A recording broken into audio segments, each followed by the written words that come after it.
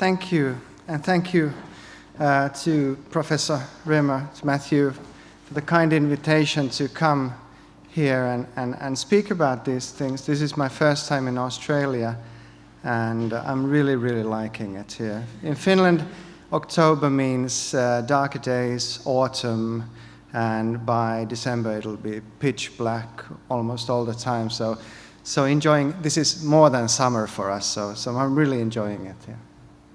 All right, so about today's topic. So 3D printing, yes, we know that's something I'm going to talk about, but there are two additional things which you should keep in mind. CAD files are kind of at the center of 3D printing, and that's at the center of my talk.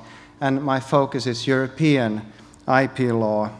For various reasons, I do European IP law, and I've analyzed these things through those eyes, so obviously that's my focus, and perhaps you can learn something from there, although my focus is European law. All right, so starting kind of way back, that new technologies always challenge IP law and or challenge law, and IP law is actually one of the first branches of law that needs to deal with these technological changes. So I've just enumerated some of those which you all know. We have peer-to-peer file sharing already in the early 2000s with Google AdWords, hyperlinking, Internet of Things, artificial intelligence, and so on. All these things affect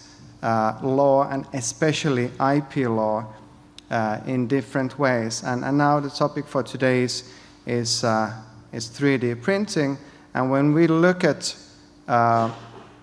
IP law and try to analyze 3D printing issues, what we need to, as lawyers, my background is of course in law, is that we need to have some grasp of the technology and an excellent grasp of the law, and then perhaps find the possible problems.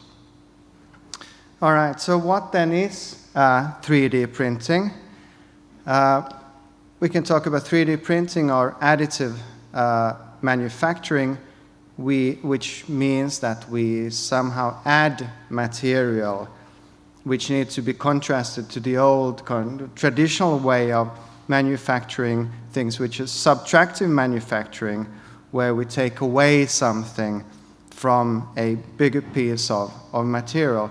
Often it's about, say, metal milling or something like this. So if you could just briefly show the YouTube video,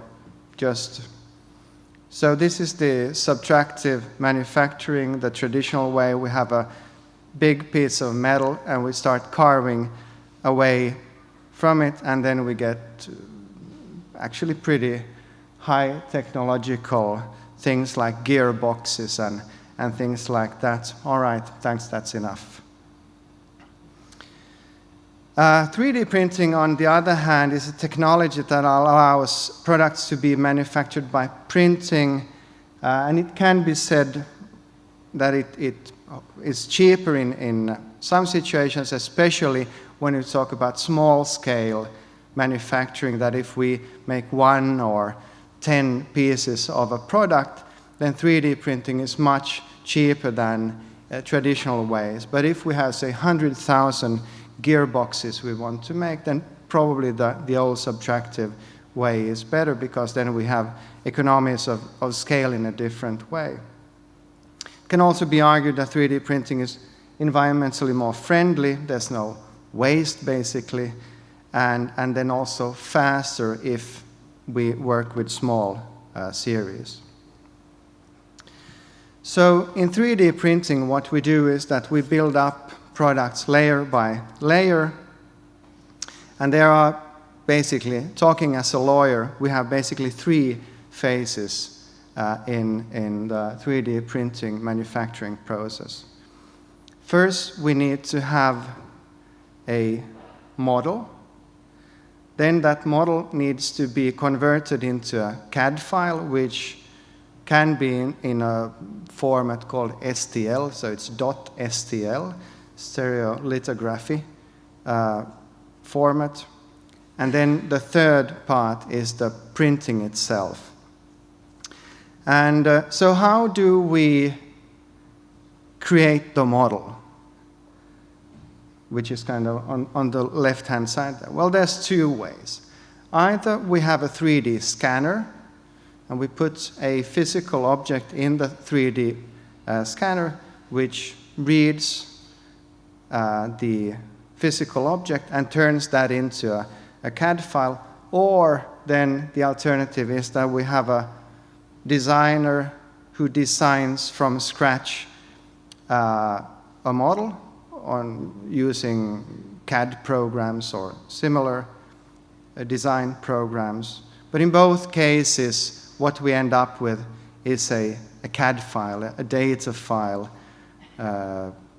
encoding for the program. And then we take that file, put it in or load it onto the, on the 3D printer, and then the 3D printer knows what to print and how to do it. So just to show the 3D printing, if we choose the chain, the top one there.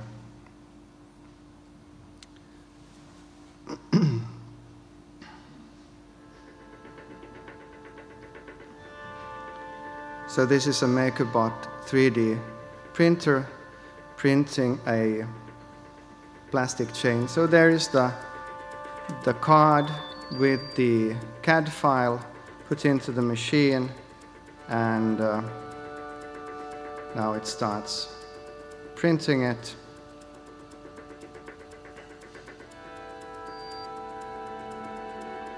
So it builds it up layer by layer. I don't know exactly what type of plastic or polymer is used here, but it's not metal. That's kind of the thing here. It's plastic. What we get is a fully functional chain. It's not perfect. There can be some issues with the surface. It might not be exactly as the original. Because it's also lying on that surface, you can see when he opens it up, there's a flat, well, you can see it a little bit there. It's a little bit flat in one place. The color might be wrong, and so on. So although we have, in principle, 3D printed a perfect copy of the original, it's not necessarily perfect if the color is wrong or the surface is wrong or there are some extra bits and pieces. So what might be required is some post-production work. There's a lot of different technologies. I won't go into that, but basic for a lawyer, we can say we have different plastics, we can have some different metals, and also perhaps the newest is bioprinting, living cells printed, uses bioink. And the CAD file is, if you look at the STL format, so basically the STL format describes the shape of the product with triangles, a big number of triangles showing the, what the product looks like. And as you can see, there's some kind of code there. And that's why there has been discussion whether this actually is a computer program. I'll get shortly back to that. All right, so 3D printing has many potentials. It can bring back production from Asia. I heard that this is one discussion in Australia. It's very much the discussion in Europe that this might be a technology together with robotics that could bring back production to Europe, and so on. Production of spare parts and small-scale production, very much things that could be used. All right, let's see. Gartner makes these predictions about different technology areas. 3D printing is one of them. They say that, for example, that a fifth of the world's top 100 consumer goods companies will use 3D printing to create custom products by 2021, and so on. So Gartner makes these predictions, which, if they become reality, means that 3D printing will be pretty huge. Estimate is that the market would be $21 billion by 2020. Well, we'll see that if that is true when we get there. But the hopes are high. Gartner also makes these so-called hype cycles.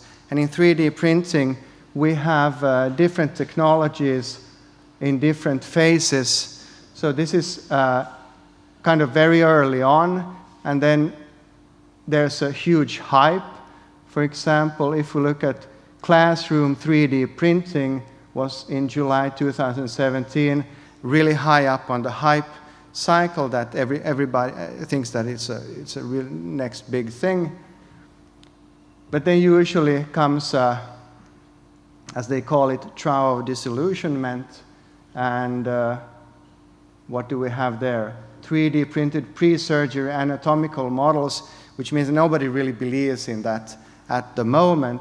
But then slowly you start to build up the business again. And so, for instance, 3D printing for prototyping is pretty mature already. So we have 3D printing in all these different phases in different applications, and that's very important to remember, I think. I'll very quickly show some examples about consumer 3D printing. So Hasbro and Shapeways have created a possibility for the consumers to design My Little Pony toys, which then can be 3D printed. I won't show you the different varieties, but just so that you know. And MakerBot Thingiverse, which from a legal point of view is perhaps a little bit more interesting, is that Thingiverse is a site where you can upload these CAD files, and you can download CAD files from there. And they also have a separate service if you want to have it 3D printed. But if you don't want it 3D printed by MakerBot, you can 3D print it yourself on your own 3D printer. And from a legal point of view, this kind of reminds of other internet services where users upload things and download things. And music, films, computer games. So instantly we have this thing about whether the intermediary Thingiverse, in this case, might have some liability if there is copyright issues, patent issues, trademark issues, and so on. And then there's these non-consumer companies like Materialize, who does professional 3D printing. You can send your CAD file there, and they'll make a rapid prototype, 3D printed prototype, which which is then sent back to you, and you can use in your planning and production work. All right. So, what are then the intellectual property law issues here? The CAD file is quite central, and the digital distribution of this CAD file is as simple as distributing music or video files, so MP3s or MPEGs. This is very important to remember. The CAD file in itself can be quite small if it's some simple product, simple physical product which has been scanned or designed. It can be less than, say, one megabyte. But it can also be larger, 20 megabytes or so on. But I mean, we're not talking about huge files. We're talking about quite small files anyway. So it's simple and convenient to digitally distribute them. And so what are the possible problems? Well, if a private person, a consumer, has a 3D printer of his or her own, then that person can, if they have the CAD file, they can print the product with their 3D printer, put it simply. Most of the intellectual property laws have some exception for private use. So I'll go into the details in a while, but as a kind of a rule of thumb, what a consumer does for private purposes is usually outside the realm of IP law. And this is, of course, might be a problem if the product has been copied without consent from the rights holder, and the CAD file has been put up on some Thingiverse-like website, and a consumer downloads it from there and can make a product which is identical to the original with his own 3D printer. So this private copying exception might be a problem. And that combined with certain issues whether the digital distribution of CAD files can be caught by intellectual property law. Is it even an infringement to share these digital files? We'll look at that a little bit later on. Then, just to be clear, I'm not at all covering here the printing technology itself and the various patents and possible copyright issues relating to that. I'm only looking at what problems we have if we 3D print some products that might be protected by IP laws. All right, so very quickly about our 3D printing project. We had a project funded by the government, ended last year. We had a kind of multidisciplinary team. We had lawyers, engineers, and some economists on board. And one of the research outputs was a collection of 16 articles covering IP law and technology. It's that book there, 3D Printing, Intellectual Property and Innovation, which was published by Kluwer Law International last year. So what was kind of interesting in this project that we had this multidisciplinarity with lawyers together with engineers, and I think that's very, very valuable. So in this project then we looked at patents, trademarks, copyright, and also design law to some extent. All right, so going into the more nitty-gritty of patent law. So can 3D printing infringe a patent? And to simplify what I know is only a 3D printed product and the protection, the product patent protection of that physical product. So in Europe, we have two types of infringement. We have direct infringement and we have indirect infringement. So direct infringement is the making, offering, placing on the market, or using a patented product.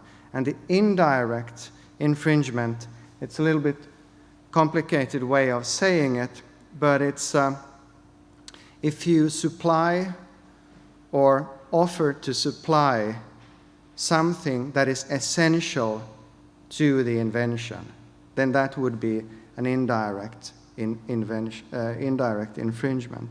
to put it simply. There are some, of course, details there, and the devil is always in the details.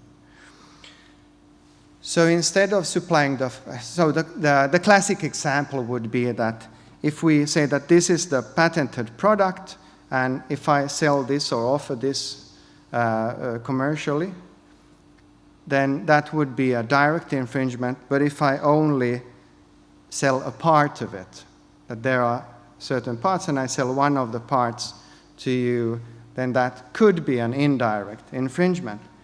And why do we have this? Well, otherwise it would be fairly easy to circumvent patent protection, that a company who makes the full product first sells half of it, and then the next week it sells the other half of it. Or we have two separate companies, one of them sells half and the other one sells the other half. So in order to have a more broad protection, we have this indirect infringement doctrine. So first looking at direct infringement. In principle, a person who 3D prints a patented product without authorization of the patent holder commits a direct infringement, because that would be making of the patented product. And 3D printing is making. From an enforcement point of view, there might be difficulties. There might be so many people printing that it's in practice impossible to track down all of them. But there's one important thing here. Patent law includes an exception for private, non-commercial use. So if we have a consumer with a 3D printer printing in his or her own home something, then that would clearly be private and non-commercial. Then if you start selling those products, then it's commercial. So if we have this scenario where we have consumer printing something in the home, then that would probably fall outside of protection. And there are these enforcement issues as well. And then the question is, okay, so we have this product patent and we want to guard ourselves against 3D printing. Could the sharing of the CAD files be somehow caught by patent laws? And it's traditionally viewed as not being direct infringement, because if you just share the CAD file is not the product, because the CAD file in itself doesn't do what the product does. So if we have this thing that makes these pages change, if I only have a CAD file, then that CAD file doesn't do that. So I don't have a product in the traditional sense. Of course, it's possible that courts would change their view, but I don't think anybody is actually even proposing that. Much more interesting is whether sharing of CAD files could be an indirect patent infringement. So can offering a CAD file coding for a patented product constitute an indirect infringement? And then the key question is, what are those means relating to an essential element of that invention? And traditionally, as I already shortly mentioned here, we are talking about a physical part of a patented product. So what's a physical part? Mechanical parts, sure, but also something like gases. In Germany, they also have case law saying that computer programs, which are kind of part of the product, would be protected. But this is not settled law in all European countries. So CAD file doesn't really fit that well into this traditional idea about what an essential element is. It's quite possible that courts are faced with this issue at some point in the future or even near future. Can't really say what the courts would conclude, but in the light of the traditional view, it's not nowhere clear that it would even be an indirect infringement. So it would take a little bit of legal scholarship and legal argumentation to show that CAD files are actually essential elements. So we have a bit of a problem there. All right, so then the private use I'll just mention shortly here. Yeah, perhaps I talked enough of that. So in patent, we have this exception for private non-commercial use, and that's, of course, always a problem if a private person prints this in his or her own home. So there is a kind of clear risk for underprotection if the distribution of the CAD files and the printing by private persons is not infringing. So what can we do about this possible underprotection? One thing which has been discussed, but I haven't really seen any good examples yet, is that we change patent claim language. That we start adding into the patent claim something which protects a CAD file. I don't know if it's really possible to have a separate subclaim claiming the CAD file, but but this just shows that we have to think about these patent issues at a very early stage. So already when patent attorneys think about the patent claims, and even earlier when the company itself is thinking about what they want to protect. Then, of course, courts can change their interpretations and be more including, but we don't have any case law on that. Change of legislation, I don't think that's going to happen. This is not a big problem as of yet, so I don't think the legislator is going to pick up on this. Yeah, basically said those things. All right, so what to do about the intermediaries? Is it so that the intermediaries are somehow also at risk in cases of patent infringement? If we solve this essential means thing, if courts would find that CAD files are essential means, then the question is, okay, so are these intermediaries then indirectly infringing? There's an additional requirement. Did the intermediary know or should have known that those means are suitable and intended for putting that invention into effect? So that's also another difficult question. And if you know how this works in the copyright field, when intermediaries get a letter, a takedown notice from rights holders, if they then take away the material from their website, then they're free, then they are not held liable, and otherwise they might have problems. Same is here in patent law. It's quite clear that they have knowledge after they have received this takedown notice, but what if they then take it down? Can they be held liable? Probably not. Copyright, we have a little bit similar situation in copyright as we have had in the music industry. As I said, sharing is fairly simple.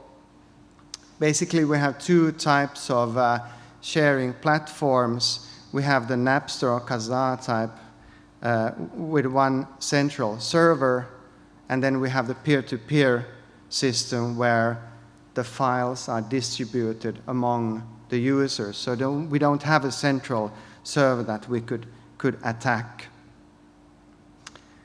And so how to think about these things in copyright? Well, from a European point of view, the easier situation is probably the one where the CAD file encodes for something that is copyright protected. So we have some piece of work, some statue or statuettes or something, where we can say that the original is copyright protected. Then we could argue that the CAD file is a representation of that work, much in the same way as with MP3 music files or MPEG video files. And then we could stop the distribution of the CAD files on that basis, that the CAD file is kind of a representation of the work. If the original is not copyright protected, what do we do then? Well, people have tried to answer this by looking into whether the CAD file in itself is a computer program which could be protected. I don't really believe in that argument, because if we use a 3D scanner, then the CAD file is made automatically by the program. There is no human involvement, there is no originality, there is no creative process there. If, on the other hand, the designer has designed it, then again, the designer designs the product, not the code. So we kind of have the same problem. So to my mind, what we discuss is actually whether the original is protected by copyright or not. At least that's my idea. Here we also can have an internet intermediary question like Thingiverse, which have a central server. What's their liability? Probably they would be exempted from liability up until a takedown notice. After a takedown notice, if they take down, there wouldn't be liability, but these are also very open questions. All right, so patents work in one way, copyright work in a little bit different way, and trademarks, again, work in a third way here. So we always need to follow the inner logic of the separate rights, which makes it a little bit always confusing and difficult, but it's really important to remember that the devil is actually in the details. We have to look at the individual rights and ask what their function is and how they work in a 3D printing environment. So in trademarks, we have at least two scenarios. The 3D printed shape in itself is trademarked. So 3D shapes that are trademarked, for example, the Coca-Cola bottle is perhaps the most famous example. Toblerone, the Swiss chocolate, which has a kind of triangular shape, another classic example. So if I would, in a commercial setting, 3D print Coca-Cola bottles, then that would be at least possibly, or even likely, a trademark infringement. If I do it in a private sphere, in a non-commercial setting, not a problem from the point of view of trademark law. That's one scenario. The other scenario is if the 3D printed shape includes a word mark or a figure mark. So on the surface of the product, we have a word mark, Adidas, whatever, Nike, something like this, or a figure mark, then that would also be a problem. But we run into some problems here because the trademark regulation, the EU trademark regulation, and also the directive, talks about use in the course of trade. And so, and then we have this double identity rule, I won't go into that. But, so private printing, first of all, is not used in the course of trade, so no infringement.